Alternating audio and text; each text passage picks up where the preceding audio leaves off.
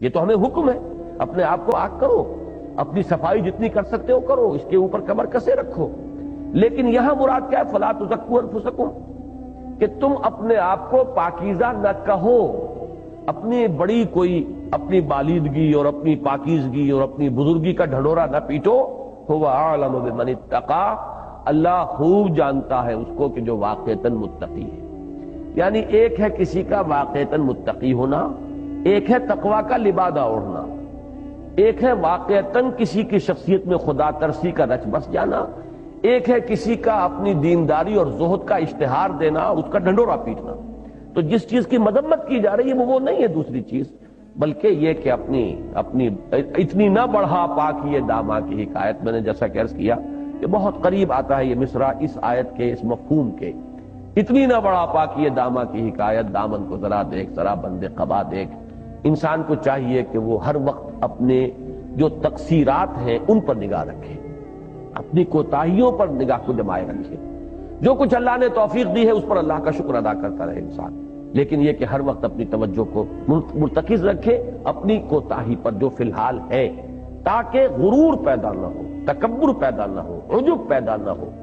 یہ ہے اصل میں اس آیہ مبارکہ کا جو اصل یعنی ہمارے لیے رہنمائی والا پہلو ہے. جو ریاکاری کرتے ہیں. یہ فقرہ ایک مستقل فقرہ بھی ہو سکتا ہے اور پہلے فقرے سے متعلق بھی. اگر اسے ایک مستقل فقرہ قرار دیا جائے تو اس کا مطلب یہ ہوگا کہ کوئی نیک کام بھی وہ خالص نیت کے ساتھ خدا کے لیے نہیں کرتے، بلکہ جو کچھ کرتے ہیں دوسروں کو دکھانے کے لیے کرتے ہیں تاکہ ان کی تعریف ہو، لوگ ان کو نیکوکار سمجھے، ان کے کار خیر کا ڈھنڈورا دنیا میں پیٹے اور اس کا فائدہ کسی نہ کسی صورت میں انہیں دنیا ہی میں حاصل ہو جائے. اور اگر اس کا تعلق پہلے فقرے کے ساتھ مانا جائے تو مطلب یہ ہوگا کہ وہ دکھاوے کی نمازیں پڑھتے ہیں. مفسرین نے بالعموم دوسرے ہی معنی کو ترجیح دی ہے، کیونکہ پہلی نظر میں یہی محسوس ہوتا ہے کہ اس کا تعلق پہلے فقرے سے ہے. ابن عباس فرماتے ہیں اس سے مراد منافقین ہے جو دکھاوے کی نماز پڑھتے تھے. اگر دوسرے لوگ موجود ہوتے تو پڑھ دیتے اور کوئی دیکھنے والا نہ ہوتا تو نہ پڑھتے. دوسری روایت میں ان کے الفاظ یہ ہیں تنہا ہوتے تو نہ پڑھتے اور علانیہ پڑھ لیتے تھے.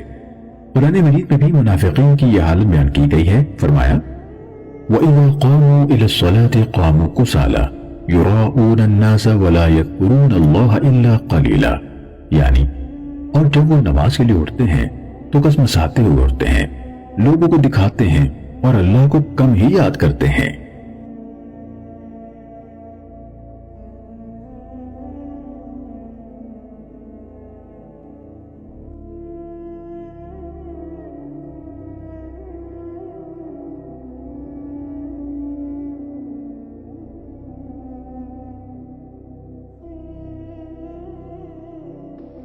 اور ریاکاری جو ہے ہر خیر کو ختم کر دینے والی شے، بدنیتی.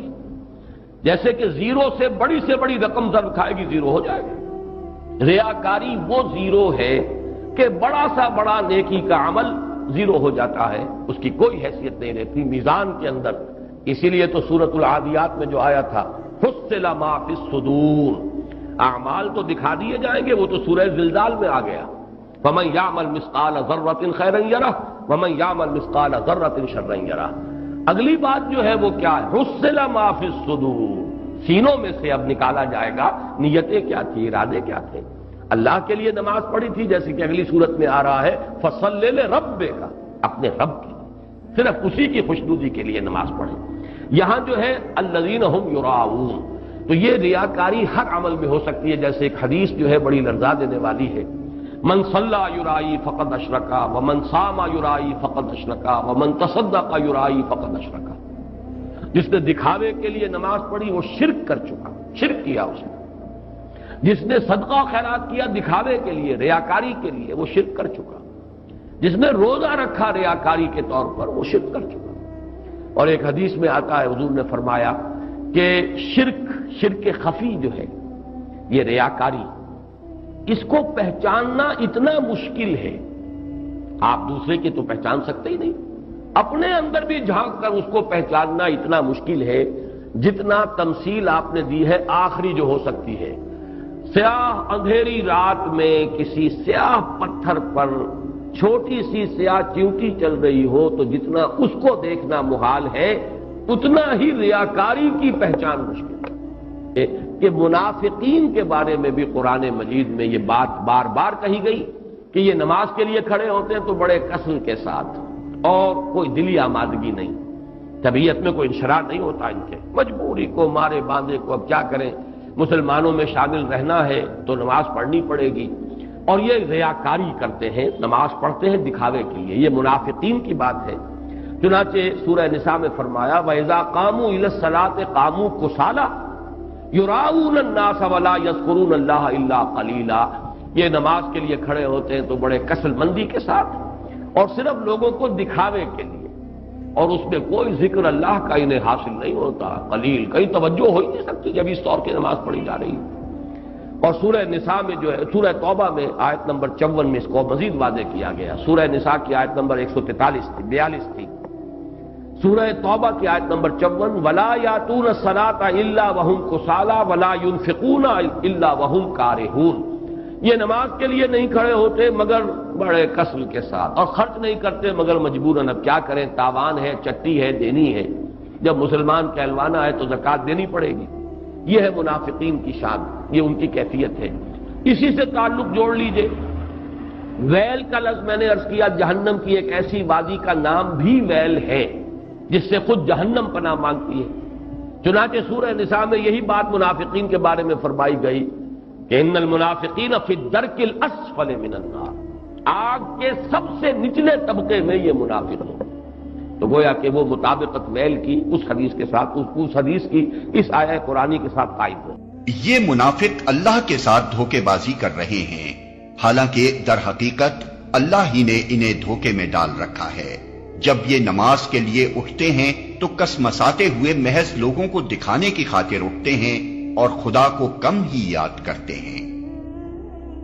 نبی صلی اللہ علیہ وسلم کے زمانے میں کوئی شخص مسلمانوں کی جماعت میں شمار ہی نہ ہو سکتا تھا جب تک کہ وہ نماز کا پابند نہ ہو۔ جس طرح تمام دنیاوی جماعتیں اور مجلسیں اپنے اجتماعات میں کسی ممبر کے بلا عذر شریک نہ ہونے کو اس کی عدم دلچسپی پر محمول کرتی ہیں اور مسلسل چند اجتماعات سے غیر حاضر رہنے پر اسے ممبری سے خارج کر دیتی ہیں، اسی طرح اسلامی جماعت کے کسی رکن کا نماز باجماعت سے غیر حاضر رہنا اس زمانے میں اس بات کی سری دلیل سمجھا جاتا تھا کہ وہ شخص اسلام سے کوئی دلچسپی نہیں رکھتا، اور اگر وہ مسلسل چند مرتبہ جماعت سے غیر حاضر رہتا تو یہ سمجھ لیا جاتا تھا کہ وہ مسلمان نہیں ہے۔ اس بنا پر سخت سے سخت منافقوں کو بھی اس زمانے میں 5 وقت مسجد کی حاضری ضرور دینی پڑتی تھی، کیونکہ اس کے بغیر وہ مسلمانوں کی جماعت میں شمار کیے ہی نہ جا سکتے تھے۔ البتہ جو چیز ان کو سچے اہل ایمان سے ممیز کرتی تھی وہ یہ تھی کہ سچے مومن ذوق و شوق سے آتے تھے، وقت سے پہلے مسجدوں میں پہنچ جاتے تھے، نماز سے فارغ ہو کر بھی مسجدوں میں ٹھہرے رہتے تھے، اور ان کی ایک ایک حرکت سے ظاہر ہوتا تھا کہ نماز سے ان کو حقیقی دلچسپی ہے۔ بخلاف اس کے اذان کی آواز سنتے ہی منافق کی جان پر بن جاتی تھی، دل پر جبر کر کے اٹھتا تھا، اس کے آنے کا انداز صاف غمازی کرتا تھا کہ آ نہیں رہا بلکہ اپنے آپ کو کھینچ کر لا رہا ہے۔ جماعت ختم ہوتے ہی اس طرح بھاگتا تھا گویا کسی قیدی کو رہائی ملی ہے، اور اس کی تمام حرکات و سکنات سے ظاہر ہوتا تھا کہ یہ شخص خدا کے ذکر سے کوئی رغبت نہیں رکھتا۔ اَيَوَدُّ أَحَدُكُمْ أَن تَكُونَ لَهُ جَنَّةٌ مِّن نَخِيلٍ وَأَعْنَابٍ تَجْرِي مِن تَحْتِهَا الْأَنْهَارُ، کیا تم میں سے کوئی شخص پسند کرے گا کہ اس کا ایک باغ ہو اور کھجور کا درخت ہو اس میں، اور انگور کی بیلیں بھی ہوں، اور اس کے دامن میں ندیاں بہتی ہوں، نیچرل اریگیشن بھی ہے، کھجور کے درخت بھی ہیں اور بیلوں کی ٹٹیاں لگی ہوئی ہیں انگوروں کی، اور انگوروں کی بیلیں ہیں۔ لہو فیہا من کل الثمرات، اس کے لیے اس باغ میں ہر طرح کا میوہ ہے۔ فاصابہ الکبر، اب اس پر بڑھاپا بھی طاری ہو گیا ہے۔ وَلَهُ ذُرِّيَّةٌ ضُعَفَاء، اور اس کی اولاد ہے ابھی چھوٹی عمر کی، کم سن ہے، کمزور ہے۔ فاصابہ اعصار، کہ اچانک اس باغ کے اوپر ایک ایسا بگولا، ایک ایسی آندھی آئی جس میں آگ ہے، فیہ نارن، کوئی ایسا آگ بھری آندھی آئی۔ فاصابہ اعصار فیہ نار فاحترقت، پورا کا پورا باغ جل کر جھلس کر رہ گیا۔ کذالک یبین اللہ لکم الآیات لعلکم تتفکرون، اس طرح اللہ تعالیٰ تمہارے لیے اپنی آیات کو واضح کرتا ہے تاکہ تم تفکر کرو۔ یعنی ایک انسان نے ساری عمر سمجھا ہے کہ بڑی میرے نیکی کمائی ہے، میں نے یہ کیا ہے، میں نے فاؤنڈیشن بنایا، میں نے مدرسہ قائم کر دیا، میں نے یتیم خانہ بنا دیا، لیکن یہ کہ اچانک کسی وقت مانو آنکھ کھلے گی، جب آنکھ کھلی گل کی تو موسم تھا خزاں کا، معلوم ہوگا یہ تو کچھ بھی نہیں تھا، یہ تو گویا کہ ایک بگولا آیا سب کچھ جلا گیا، اس لیے کہ اس میں اخلاص تھا ہی نہیں، اس میں نیت جو ہے اس میں کھوٹ تھا، اس میں ریاکاری تھی، اس میں لوگوں کو دکھانا مقصود تھا۔ پھر حال وہی ہوگا جس طرح کہ وہ بوڑھا اب کفے افسوس مل رہا، کیا کرے، بوڑھا ہو چکا ہے، دوبارہ تو باغ لگا نہیں سکتا، لہذا جب وہ موت آ جائے گی تو گویا کہ اب اس کے لیے موقع نہیں ہے کہ دوبارہ کوئی کام اور کر سکے۔ اور وہ لوگ بھی اللہ کو ناپسند ہیں جو اپنے مال محض لوگوں کو دکھانے کے لیے خرچ کرتے ہیں اور در حقیقت نہ اللہ پر ایمان رکھتے ہیں نہ روز آخر پر۔ سچ یہ ہے کہ شیطان جس کا رفیق ہوا اسے بہت ہی بری رفاقت میسر آئی۔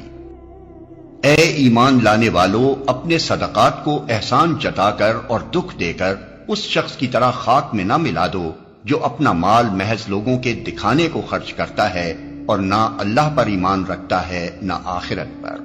اس کے خرچ کی مثال ایسی ہے جیسے ایک چٹان تھی جس پر مٹی کی تہ جمی ہوئی تھی، اس پر جب زور کا میंہ برسا تو ساری مٹی بہہ گئی اور صاف چٹان کی چٹان رہ گئی۔ ایسے لوگ اپنے نزدیک خیرات کر کے جو نیکی کماتے ہیں اس سے کچھ بھی ان کے ہاتھ نہیں آتا، اور کافروں کو سیدھی راہ دکھانا اللہ کا دستور نہیں ہے، اور نہ اللہ پر ایمان رکھتا ہے نہ آخرت پر۔ اس کی ریاکاری خود ہی اس بات کی دلیل ہے کہ وہ خدا اور آخرت پر یقین نہیں رکھتا۔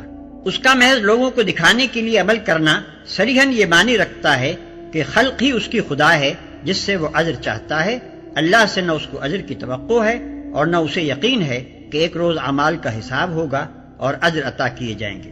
اور صاف چٹان کی چٹان رہ گئی۔ اس تمثیل میں بارش سے مراد خیرات ہے، چٹان سے مراد اس نیت اور اس جذبے کی خرابی ہے جس کے ساتھ خیرات کی گئی ہے، مٹی کی ہلکی تہ سے مراد نیکی کی وہ ظاہری شکل ہے جس کے نیچے نیت کی خرابی چھپی ہوئی ہے۔ اس توضیح کے بعد مثال اچھی طرح سمجھ میں آ سکتی ہے۔ بارش کا فطری اقتضا تو یہی ہے کہ اس سے رویدگی ہو اور کھیتی نشو و نما پائے، لیکن جب رویدگی قبول کرنے والی زمین محض برائے نام اوپر ہی اوپر ہو اور اس اوپری تہ کے نیچے نری پتھر کی ایک چٹان رکھی ہوئی ہو تو بارش مفید ہونے کے بجائے الٹی مضر ہوگی۔ اسی طرح خیرات بھی اگرچہ بھلائیوں کو نشو و نما دینے کی قوت رکھتی ہے، مگر اس کے نافع ہونے کے لیے حقیقی نیک نیتی شرط ہے۔ نیت نیک نہ ہو تو ابر کرم کا فیضان بجز اس کے کہ محض ضیاء مال ہے اور کچھ نہیں۔ اور کافروں کو سیدھی راہ دکھانا اللہ کا دستور نہیں ہے۔ یہاں کافر کا لفظ ناشکرے اور منکر نعمت کے معنی میں استعمال ہوا ہے۔ جو شخص اللہ کی دی ہوئی نعمت کو اس کی راہ میں اس کی رضا کے لیے خرچ کرنے کے بجائے خلق کی خوشنودی کے لیے صرف کرتا ہے، یا اگر خدا کی راہ میں کچھ مال دیتا بھی ہے تو اس کے ساتھ اذیت بھی دیتا ہے، وہ دراصل ناشکرا اور اپنے خدا کا احسان فراموش ہے، اور جبکہ وہ خود ہی خدا کی رضا کا طالب نہیں ہے تو اللہ اس سے بے نیاز ہے کہ اسے خامخواہ اپنی رضا کا راستہ دکھائے۔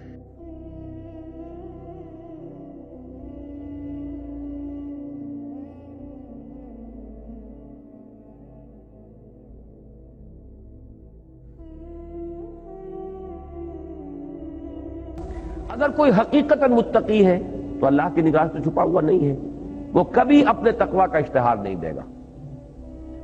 یہاں بھی پھر میں عرض کر دوں کہ اس کا یہ مطلب نہ لے لیا جائے کہ جو نیکی کے کام علن اعلان کرنے کے ہیں دین میں ان کو بھی انسان نہ کرے۔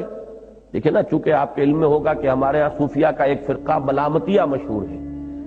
وہ ملامتیہ فرقہ کون سا ہوتا تھا کہ جو جان بوجھ کر گناہ کے کام کرتے تھے، گندگی میں ملوث ہوتے تھے تاکہ لوگ ہمیں متقی نہ سمجھیں۔ لوگ متقی سمجھیں گے تو ہمارے اندر غرور پیدا ہو جائے گا، ہم جو ہے ہمارے اندر نفس ہمارا موٹا ہوگا، تو برعکس کام کرو، برائی کے کام کرو تاکہ لوگ تمہیں ملامت کریں، تو یہ بہتر ہے اس سے کہ تم نیکی کے کام کرو اور لوگ تمہاری تعریف کریں۔ اس میں زیادہ خطرہ ہے، اس میں خطرہ کوئی نہیں ہے۔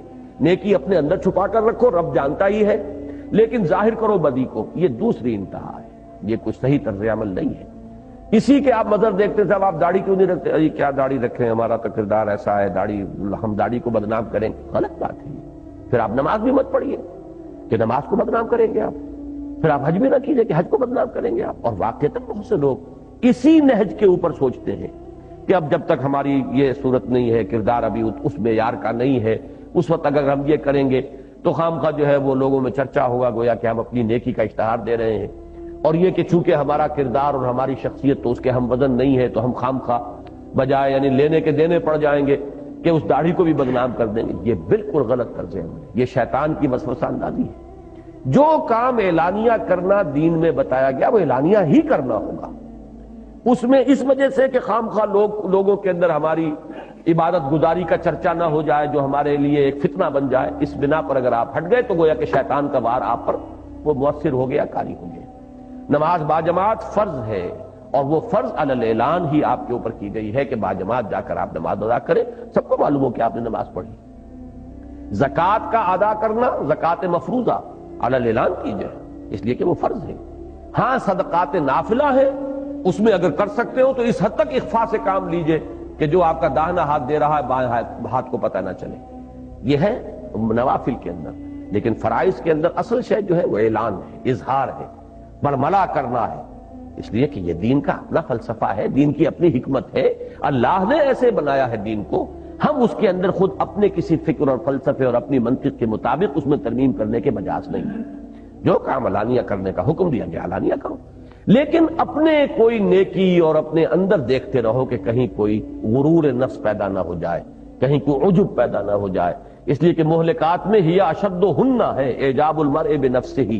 اگر آپ کے اندر ذرا بھی یہ خیال ہو جائے کہ میں تو بڑا نیک ہوں اور بڑا متقی ہوں تو کیا دھرا ختم ہو جائے گا، بالکل ضائع ہو جائے گا. شیخ سعدی نے وہ حکایت کے انداز میں بڑا پیارا ایک واقعہ کے طور پہ نقل کیا ہے بات سمجھانے کے لیے کہ ایک شخص تھا اور اس کے ساتھ اس کا بچہ بھی تھا نوجوان. تو وہ رات کو دونوں باپ بیٹا جو ہے نوافل ادا کر رہے تھے. کچھ لوگ سو رہے تھے تو بیٹے نے ایسے ہی کہا کہ ابا جان مجھے بڑا احساس ہو رہا ہے کہ یہ لوگ کتنے محروم ہیں، یہ سو پاؤں پھیلائے سو رہے ہیں، اللہ نے ہم پر کتنا کرم فرمایا. تو باپ نے کہا بیٹا اگر تم بھی سوئے ہوتے تو یہ بہتر تھا اس سے کہ تم اس وقت یہ جو توفیق تمہیں ملی ہے اس کی بنا پر تم نے اپنے آپ کو ان سے بہتر سمجھا جو سو رہے ہیں. یہ منفی نتیجہ ہے جو نکلا ہے تمہارے اندر، تو اس سے تو بہتر یہ تھا کہ تم بھی سوئے رہتے. یہ چیز کہ نیکی کا اس طرح کا کوئی احساس پیدا ہو جائے، کوئی عجب، کوئی دوسروں سے اپنی برتری کا احساس، تو پھر یہ ہے کہ وہ نیکی برباد گناہ لازم. اس عبادت کا اور اس تقوی کا اور اس زہد کا اور اس تزکیے کا فائدہ کچھ نہیں ہوگا، نقصان ہو جائے گا. فلا تزکوا انفسکم هو اعلم بمن اتقى. وہ خوب جانتا ہے جو واقعتاً متقی ہے، اس کی نگاہوں سے مخفی نہیں ہے. وہ اللہ جانتا ہے، وہ تمہارے دلوں کو دیکھتا ہے، تمہارے دلوں کی حالت اس کے سامنے ہے.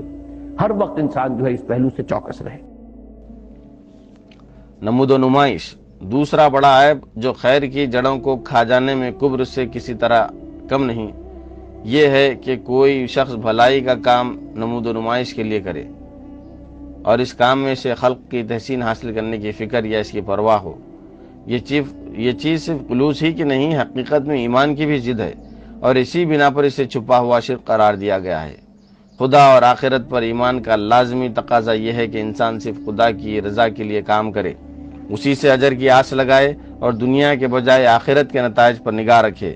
لیکن ریاکار انسان خلق کی رضا کو مقصود بنا دیتا ہے، خلق ہی کے اجر کا طالب ہوتا ہے اور دنیا ہی میں اپنا اجر، نام و نمود، شہرت، ہر دل عزیزی، نفوذ و اثر اور حشمت و جاہ کی شکل میں پا لینا چاہتا ہے.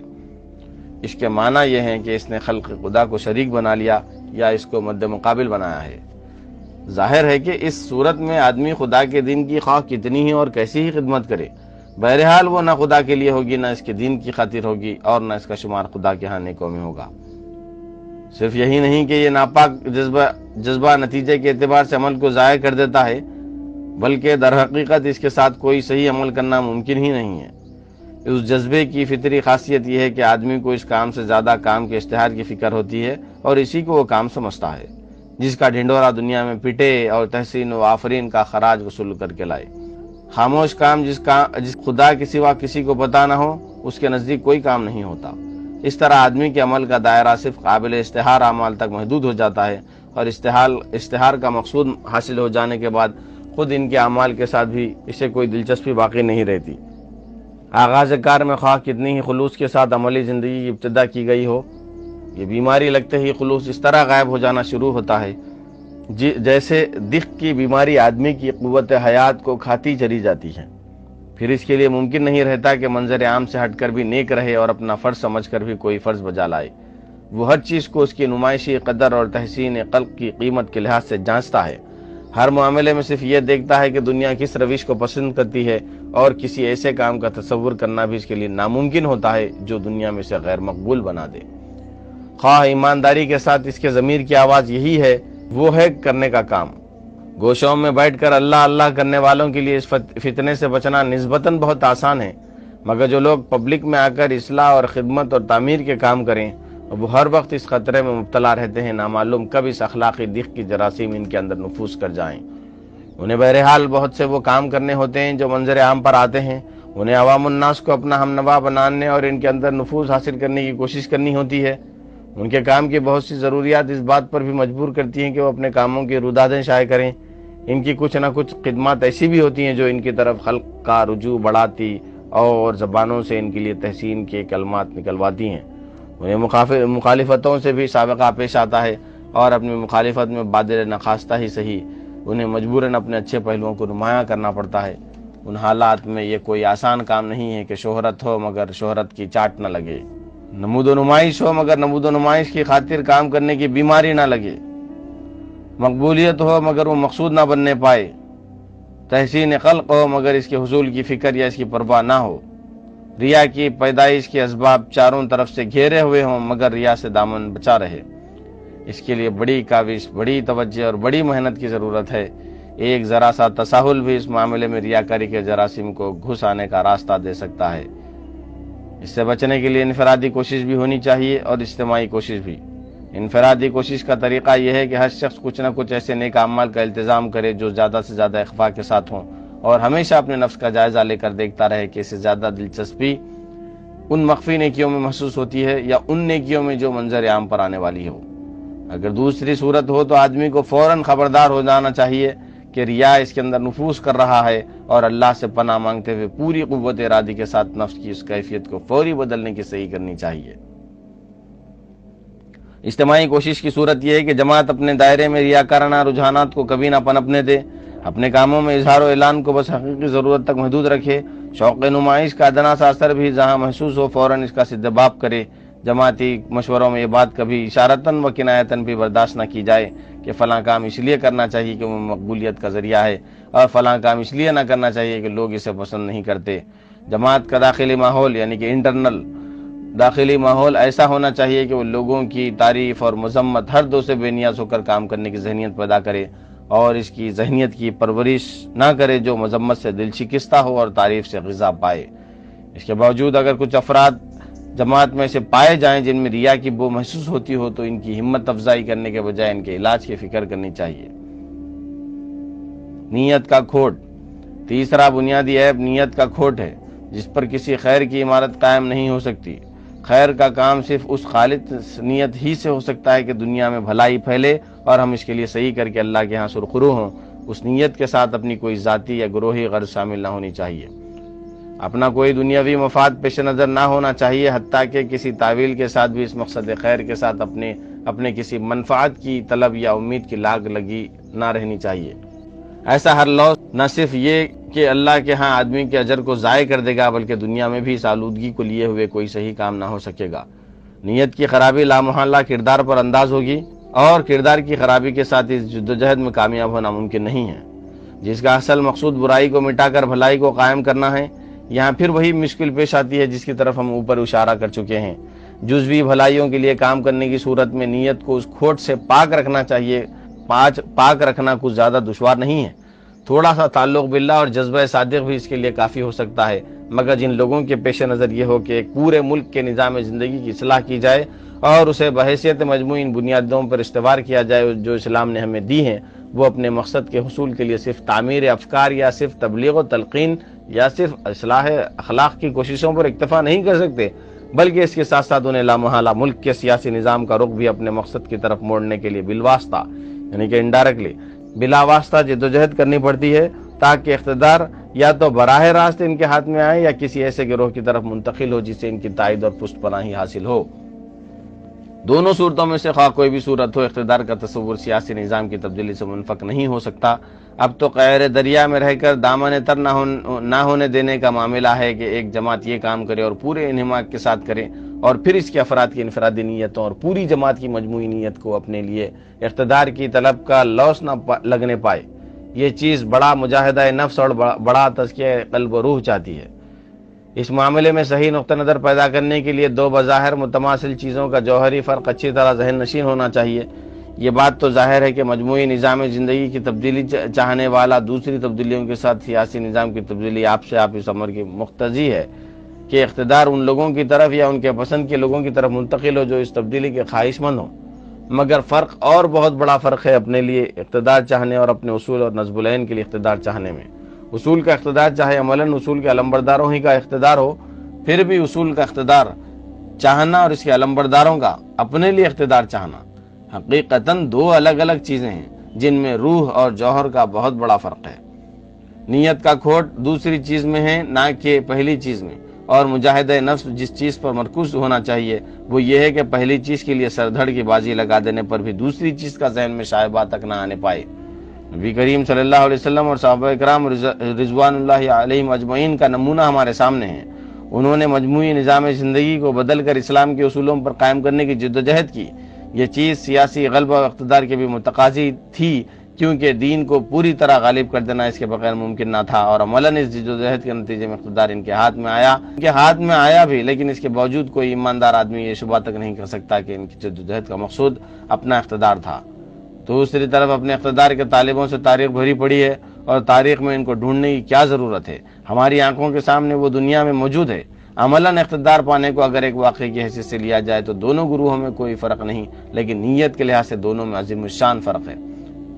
اس فرق پر دونوں کا کردار جدوجہد کے دور کا کردار بھی اور کامیابی کے دور کا کردار بھی ناقابل انکار شہادت دے رہا ہے۔